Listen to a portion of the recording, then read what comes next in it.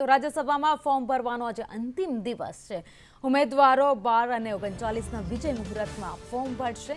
JP Nadda ગુજરાતથી રાજ્યસભાની ચૂંટણી લડશે. મયંક નાયક, ગોવિંદ ધોળકિયાએ પણ ઉમેદવારી નોંધાવી છે. જસવંતસિંહ પરમાર ઉમેદવારી નોંધાવશે. તો ધારાસભ્યોને સમયસર વિધાનસભામાં હાજર રહેવા સૂચના પણ આપી દેવામાં આવી છે.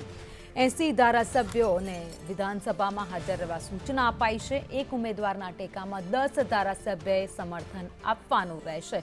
એટલે કે તમામ 80 ધારાસભ્યોને ખાસ સૂચના પાર્ટી તરફથી આપવામાં આવી છે. તમામે હાજર રહેવાનું રહેશે. ફોર્મ ભરાય ત્યારે 80 ધારાસભ્યને હાજર રહેવા ખાસ સૂચના પાર્ટી તરફથી આપવામાં આવી છે.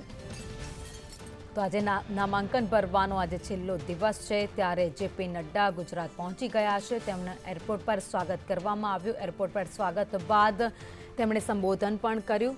તો એક ઉમેદવારના ટેકામાં 10 ધારાસભ્ય છે, એટલે કે 80 ધારાસભ્યને હાજર રહેવા માટે પાર્ટી તરફથી સૂચના આપી દેવામાં આવી છે. 4 ફોર્મ ભરાશે. વિજય મુહૂર્તમાં ફોર્મ ભરવામાં આવશે. ચારેય ઉમેદવારો છે જે વિજય મુહૂર્તમાં ફોર્મ ભરવાના છે.